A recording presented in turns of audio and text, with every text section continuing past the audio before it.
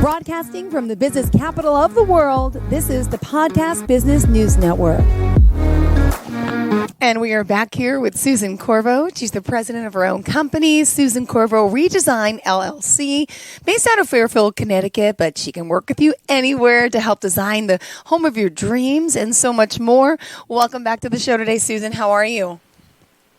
Great, thanks. How are you? I'm good, thank you. Please, would you mind doing the honor of introducing yourself and company today? Sure. Susan Corvo with Susan Corvo Redesign, an interior designer. My motto is that everybody should love coming home, and a beautiful home should be affordable. I agree. Nothing like feeling better than being in a nice hotel. The nice linens, the nice matching art on the wall. I always like to say that, but I have 2 little kids, so it doesn't look that way now. But one day, my goal is to have a beautiful home inside out. So, Susan, the website, susancorvo.com. And I know you do a lot of redesign services. And I know we had a great conversation last week. By the way, would you mind just also giving us your other contact information before we start? And also, just to confirm, I know you're in Fairfield, Connecticut, but you work with people all over, correct? I do. So you can reach me at Susan at susancorvo.com or 203-536-0712. And I think with the onset of COVID, I've learned that I can do a lot of things remotely. We did an entire kitchen in Florida and never went there once. So wow. I work mostly in like that tri-state area, New York, New Jersey, and Connecticut. But I've done things long distance now. Great. Well, good to know. And I know we had a great conversation last week. What did you have in mind for us today? We talked a little about moving into a new home last week, right? And how to decorate. Right. And so I think when you, in terms of so everyone that is moving in and things to consider when you're moving, but then all of a sudden you get in this new home and everyone's like, okay, what do I do? Where do I start? I think that's the big thing everyone asks. Where do I start? A lot of times people see pieces that they like and, oh, I'm going to buy this, I'm going to buy that. And then all of a sudden it doesn't go well. And you're like, oh, darn.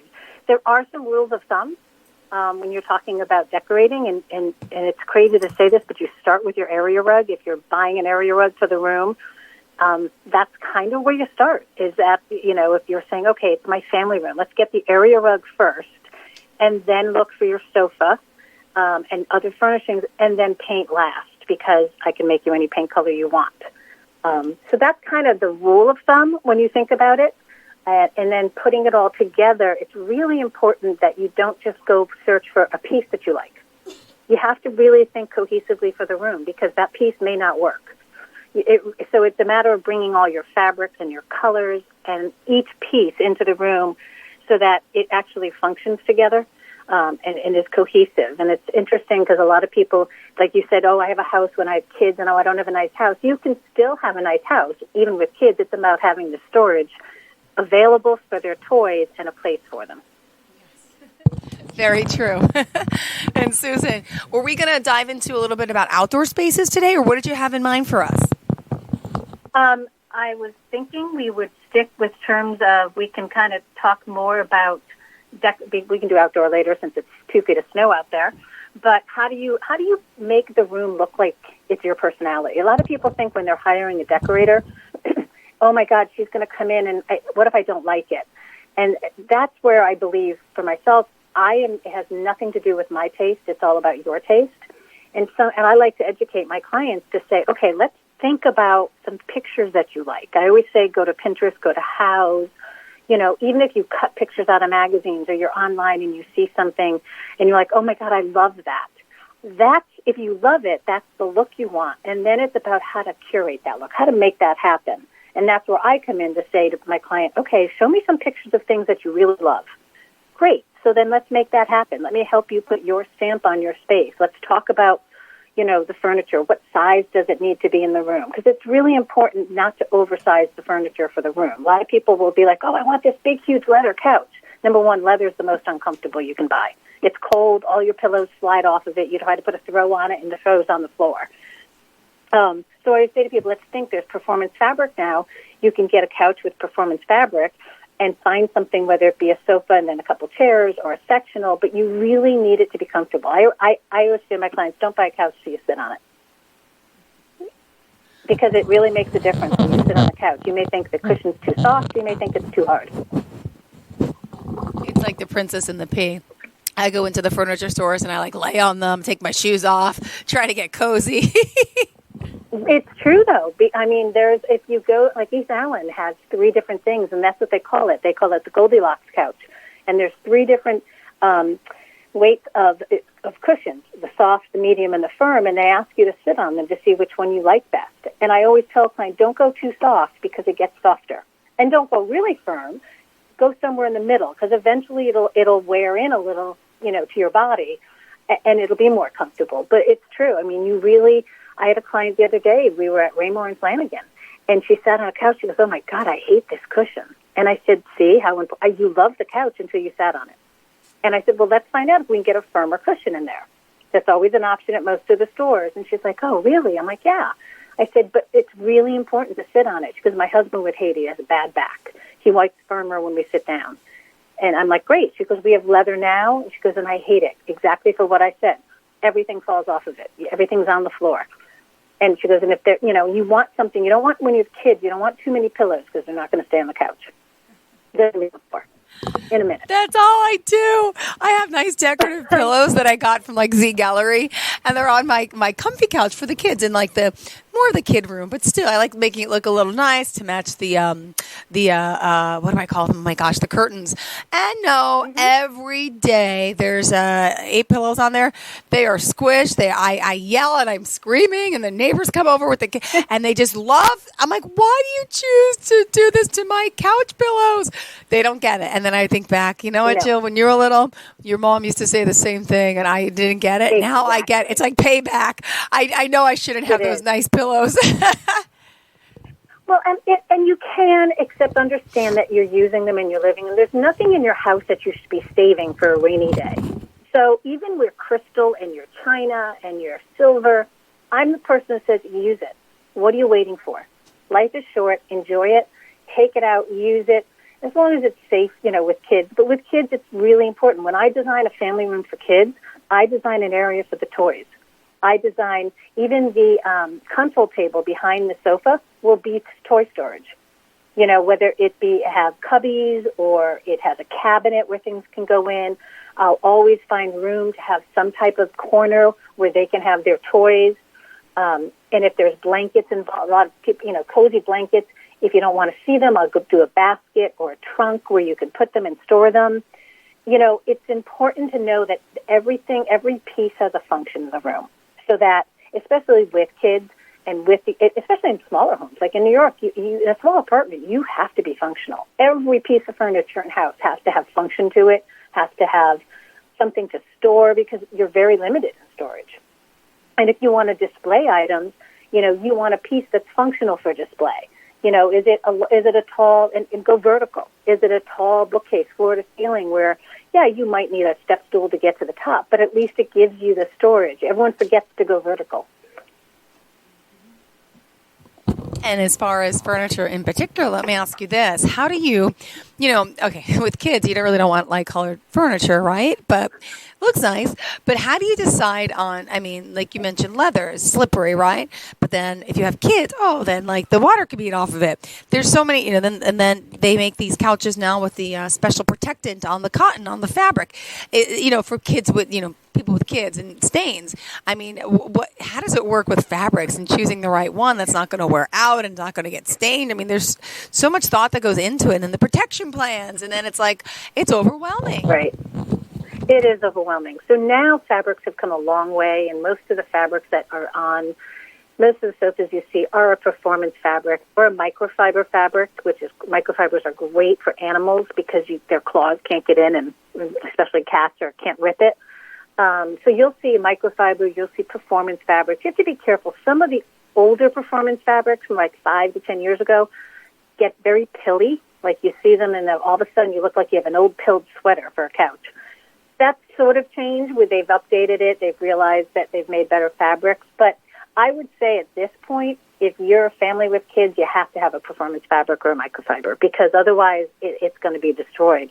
And when you do that, sometimes some people have really good plans to buy. Like if there's a stain and you can't get it out, they'll come out. It really is. When you have kids that might take a crayon to the couch, it is good to buy that extra protection. They don't sell it as much now with the performance fabric. So all I have to do is take a sponge and clean it off. I actually did some dining chairs for a client that had 3 little girls, and she said, "Oh, I don't know what other color to put in here." I said, "Well, we can do a white Krypton." She goes, "Oh, no." So I went in with the fabric, and I said, "Do you have any salsa or tomato sauce?" She's like, "Yeah." Handed it to me, and I poured it on there, let it sit for a bit, and then I just washed it right off, and she was like, "I'm sold. That's perfect." And the first week, her daughter got spaghetti sauce on it. She took her sponge, cleaned it right off, and she said, "These are dynamite."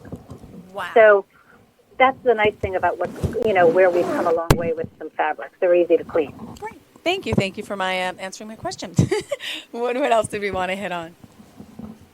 So let's go into even a smaller place. I mean, a lot of people are moving from small to big, but some people are still in a smaller, apartment, and they're like, I still want it to look great. And it can, and you can get so many great pieces. Even this morning I was talking to a friend of mine who's in an apartment. She's like, "I hate this open basket look. What do I do?" And I'm like, "Well, tell me the actual dimensions of the space." And she's like, "I have 15 wide. I can go about 15 deep. I can go as high as I want."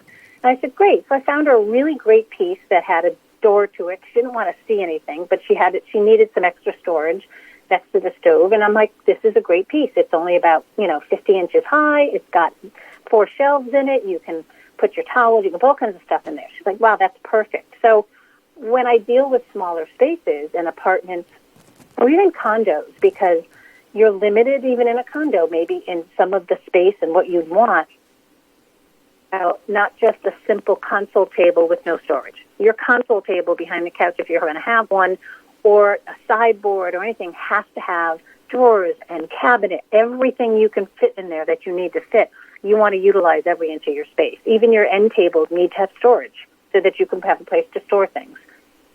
So I always tell people when they're thinking apartment or condo, think about storage in every piece they buy so that they know that they're like, it's functional.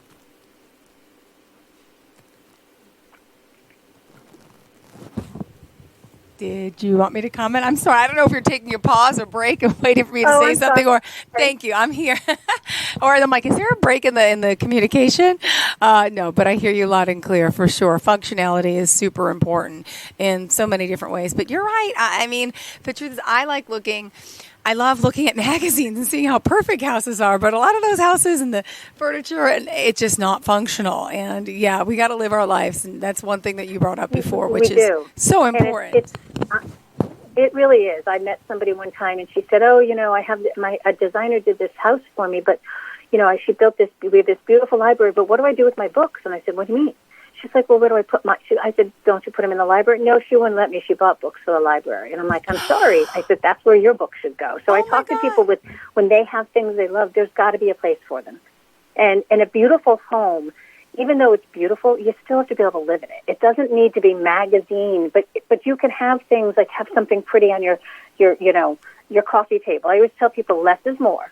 So if you're thinking about designing a room and you're like, okay, my coffee table, well, it needs to be functional. So a coffee table that's an ottoman is great with little kids, but know that you're not putting a coffee on it, but they can't hurt themselves. Yeah. And they can bounce on it and sit on it, and that's great until they get older.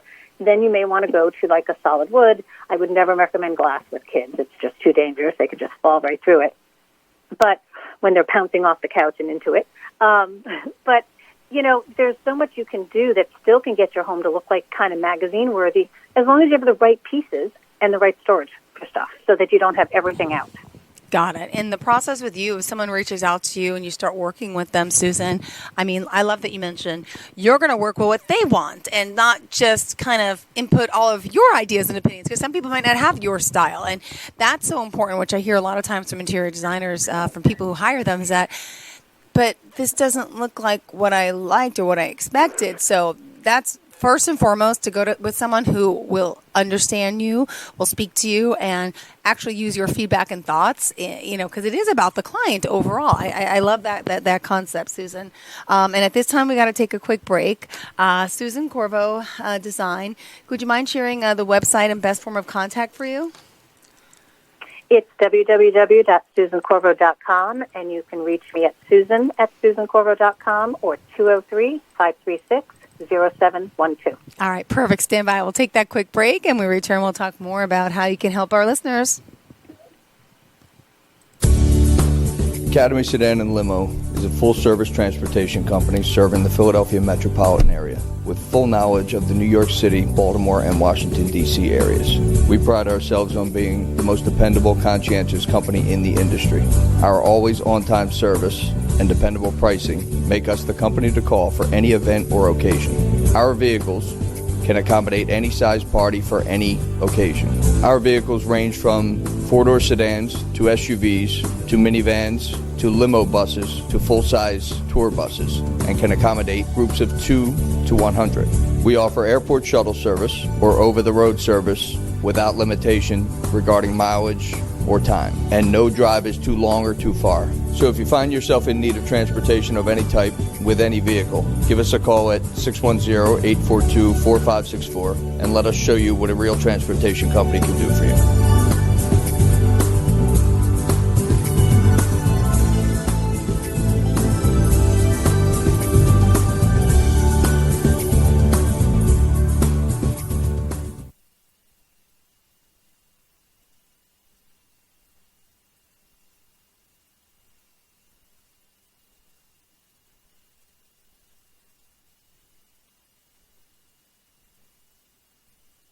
Is your home ready for a new look? Would you love to work with an interior designer but think it's unaffordable? I'm Susan Corvo of Susan Corvo Redesign, and with my unique approach to interior design, you can live in a beautiful, functional home. Whether you need a whole house renovation, a custom designed kitchen, or assistance just choosing paint colors and window treatments, I offer flexible plans that work for you, your budget, and timeline. A beautiful home starts with what you already have and love. Let me help you reimagine your world. Learn more at susancorvo.com. Attracting new customers has been tricky. So we claimed our free business profile on Google. Yeah, now we can accept bookings, list our products, even post updates. Our free business profile helps us stand out and connect with customers on Google.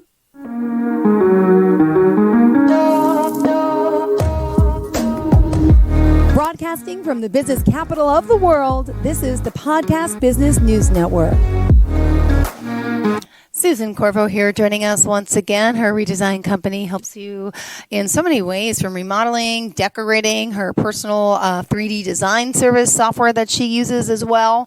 And she really likes collaborating with the client all the time and really use their vision as her vision to help you. Welcome back to the show. Hi. So, a quick question for you. Let's talk about your bedroom. Sure. What do you love about your bedroom, and what do you hate? Oh, okay. I'll tell you what I hate. I love my bedroom, and I call them fine linens. My kids are 5 and now, almost 7 this week. 7 and almost 5 this week. And I just put out a winter comforter, like a duvet, and it's like silky. It's like teal. I try to make my room look like a hotel. I do. I love it, but wait to hear this. So I take it out. I hang the new curtains to match and have all these big pillows, which I tell my kids, you can't lay on the bed. You got to go underneath the covers. But it looks nice. And after 3 years, I finally got someone to hang a nice piece of art just 2 months ago above my bed because it's been vacant and empty, to be honest with you. And I got a nice chandelier. This is maybe you're gonna laugh too, that I hung in here. I got hung 3 years ago, but I've never actually put it together. There's these big droplets. What do you call them? They're all hanging, but they're not hung the right way, so they're all straight down. I've never had the time to actually go up and connect them all. So that's shanty looking. Let's be honest. Then I have this big stain on my ceiling from when the roof leaked when I moved in that I still haven't taken care of. So I'm just like, okay, I need work in my bedroom. But I do love the fact that I make my bed look like a hotel bed. Other than that, it needs some work. It's interesting because that sounds like everybody else. There's pieces of it we finish, and then we look up and say, yeah, we'll just ignore that stain. We're going to ignore that crack, or we're not going to get to, because we'll turn the light on, it functions. So, but, who cares? And it's the little things that I think, it's great that you actually make it look like that hotel bed, because a lot of people will be like, oh, I'll just not deal. But it is important. Your bedroom is your sanctuary. Mm-hmm. It's where you get a good night's sleep. It's where you rejuvenate. And it's important to say, okay, I'm at least going to make it look beautiful and serene and comfortable. I always tell people with nightstands, get a functional nightstand because it's great extra storage. Have at least one drawer. Now they have the little, the little shelves that pull out where you can kind of put things. And a lot of the nightstands have chargers built into them, which I love. So you don't have 10 cords falling all over the place. And I tell people when it comes to the bedroom, they're lamps. So if you have a really tall headboard, you can't have a little dinky lamp. You got to have a lamp that stands up to the headboard. So it's got to be a 28, 29-inch tall lamp to kind of have that heft of the headboard. And then I always tell people, make sure that your linens are cozy. You're going to bed every night. You want comfortable bed linens. You want a cozy blanket. You want to know, the whole pillow thing my husband doesn't understand either. He's like, what is with all these pillows? I'm just going to take them off every single night. And he goes, and you put them back on every day? I said, yes. I like the way it looks. And he's like, oh, so I've actually even narrowed down my pillows now. I have the 3 Euro shams, and I did one long, big roll just because he was so fed up. He's like, if I want to come sit on this bed, I can't. There's no room for my feet because there's 50 million pillows. I said, well, you're not supposed to sit on the bed. Exactly. You must go under. I tell my kids, and now they just learn it. Now the 7-year-old runs around saying, Mom, I'm going to sit on your fine linens. And I don't know why I even call them fine linens, but it was just the word that came out a few weeks ago when I put out the comforter because it's so silky soft. And it's like, I try to explain to them it's fine linen. So now they mess with me and they run upstairs and they purposely sit and jump on my bed. I'm like, no. No. I know. My husband will go, I'm just going to lay down. I'm like, well, you have to move those pillows and you have to be under. And he's like, what? I'm like, sorry. But, there is a history to that. And the reason the chaise lounges came about is that years and years ago, people had such expensive linens on their beds that if you wanted to take a nap or just rest, that's why a chaise lounge was introduced in the bedroom, is that's where you would take your nap, is sit on and lay down on the chaise lounge. Don't lay on your bedding. Yeah. So it's interesting. I'm like, maybe I'll put a chaise lounge in the room and he won't lay on the bedding.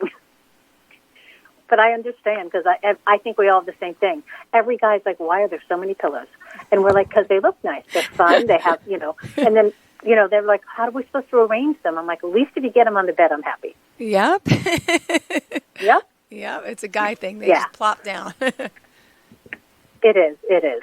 Another big thing with a lot of people now, the homes are very open concept. And that's always a struggle because there isn't delineation between the rooms. And sometimes you want a little, some people have gone way over the top with open concept and then there's no private space. But it is nice if you have that open concept to consider, because you're going to have areas of a dining area, a living area, your kitchen. You really have to have your colors flow. And carpets. That's the biggest thing people have a hard time with, is that if that you have an open concept, your carpets have to have something in common with each other, like your carpet under the dining table and your carpet under the sofa area. If it's an open concept, need to go. They don't have to be the same, but they have to be in the same color family, and they have to kind of have a cohesiveness to them. And it's hard to find. Then you're spending more on a carpet because you're going to find one that comes in with something that matches it and the larger size. But that is a big thing now with all these open concepts people are having. It's like, okay, now how do I get this all to look good and match? And then what do I need to do with window treatment? So, you need to continue the window treatment sort of through, or at least maybe cornices, maybe some some panels, but they all have to match because it's all one big room. And that is a very hard thing for people to do. And I get a lot of calls that people have moved into homes and said, oh, my God, I have no idea. I have a dining table, I have a couch. Now, how do I make this whole space work together along with my kitchen? Because in my kitchen, I have red accents. And before, it didn't matter because my rooms were separate. And I say, okay, if you still want red accents, then we need to bring a few red accents into each of the dining room and the family room area because it's one big room now. And that is very difficult these days, but fun when it pulls all together. Yeah. And let me ask you, you've been doing this for how long for some new listeners out there? Just quickly, would you mind just sharing a little bit about your background and how many years you've been doing this? It's important to find out your expertise. I have been doing this for 8 years. It's kind of progressed over the 8 years. I started with a lot of redesign, starting with what you have, into interior design and decorating. Now I'm moving a lot into a lot of kitchen and bath renovation. Because in the kitchen, I also believe if you've got solid wood cabinets, don't get rid of them. We can paint them. We can get a new countertop, new backsplash. Even in bathrooms, depending on the cabinet, if they're real solid wood, sometimes it's, worth keeping because cabinets are really expensive these days. So and I have a software program called Chief Architect that I can design the whole house, basically. I'm actually working with a customer now where we're gutting the entire first floor. The only thing that has to stay is the stairwell. And then we're taking walls and moving them and taking them down and opening it up and redoing it and putting in a mudroom in a kitchen. So it's nice to have that ability with my software program. And then tonight I'll take them on a 3D walkthrough. So they'll see everything from the front door, exactly what it's going to look like on 3D. That's the beauty of that. And then could you work with someone with a 3D design? Like, is it set in stone, or you can make adjustments and changes? How does that work, when you're working with your software and with your client? Yeah, it's basically, so I start off with, I start noodling the initial design. And this client really wanted an island. I didn't think it was possible until I put it on paper and I figured out a way to do it. And so what I do is I start with an initial design. Then so I ask a lot of questions. What is it that you have to have? What do you want? What's ideal? Show me some pictures. Then I start designing, and then we meet over Google Meets, and I show it to them and say, okay, here's the initial one, and let's change everything. Because cabinets have to be specified in a kitchen. I mean, how many bigger drawers you need for pans? How many smaller drawers? Do you want 3 drawers? Do you want 4 drawers? Do you want a cabinet? Do you want something for cutting boards? So I basically do the basic, and then we really nail down what's in their kitchen. I always make sure there's a pantry area for larger items, and then even pantry for smaller canned goods and food. So it's a process. We start with the basic, and then we narrow it down from there so that we get exactly what you want. Perfect. Thank you so much. All right, we still have 4 minutes left in the show here. Susan, what else did you want to share with the listeners today? So I think a lot of people think they have to get everything brand new all the time.